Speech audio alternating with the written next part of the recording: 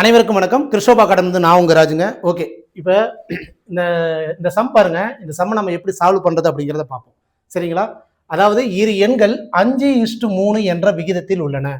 அவற்றின் வேறுபாடு 18 எனில், 2 எண்ணில் போட்டோம்னா அவற்றின் வேறுபாடு 18 எனில் அவ்வெண்கள் என்ன அப்படின்னு கேட்குறாங்க. அதாவது 2 நம்பர்ஸோட ரேஷியோ கொடுத்துருக்காங்க, அதனுடைய டிஃபரன்சியேஷனும் கொடுத்துருக்காங்க. ரேஷியோ எத்தனை? 5:3. அதனுடைய டிஃபரன்ஸ் எவ்வளவு? 18 அப்படின்ட்டு கொடுத்துருக்காங்க. ஆனால் அந்த நம்பர்ஸ் என்ன அப்படின்ட்டு தெரியல, அதை தான் கேட்குறாங்க. அப்போ நம்பர்ஸ் என்ன அப்படின்னு நமக்கு தெரியல அப்படிங்கும்போது ரேஷியோ வச்சு நம்ம இந்த ப்ராப்ளத்தை சால்வ் பண்ணோம். இப்போ என்ன சொல்லியிருக்காங்க? 2 எண்களோட ரேஷியோ என்ன? 5:3. அதாவது ஆக்சுவலாக அந்த நம்பர் நமக்கு தெரியாது, அதை எக்ஸ்ன்னு வச்சுக்கலாம். அதாவது 5x ரேஷியோ 3x. கரெக்டுங்களா? இதுதான் நம்ம கண்டுபிடிக்க வேண்டிய நம்பர்ஸ். ஓகேங்களா? இதனுடைய டிஃபரண்ட் கொடுத்துருக்கான். டிஃபரண்ட்னா என்ன? 5x minus 3xா? இதுதான் டிஃபரண்ட். கரெக்டுங்களா? 5x மைனஸ் 3x அப்படிங்கிறதா டிஃபரண்ட். அந்த டிஃபரண்டோட வேல்யூ என்ன கொடுத்துருக்கான்? 18. கரெக்டுங்களா? 18. அப்போ இதை நம்ம சால்வ் பண்ணோம் அப்படின்னா அந்த எக்ஸோட வேல்யூ தெரியும்.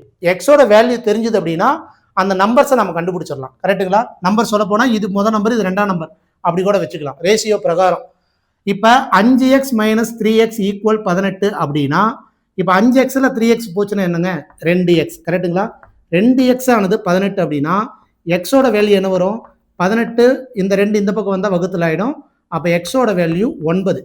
எக்ஸோட வேல்யூ மட்டும் தான் நமக்கு தெரியும். கரெக்டுங்களா? அப்போ என்ன சொல்கிறான்? 5:3. அப்போ அது 5x.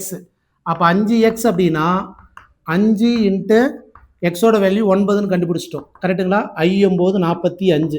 இது முதல் நம்பர். கரெக்டுங்களா? சரி, ரைட். அடுத்தது 3x.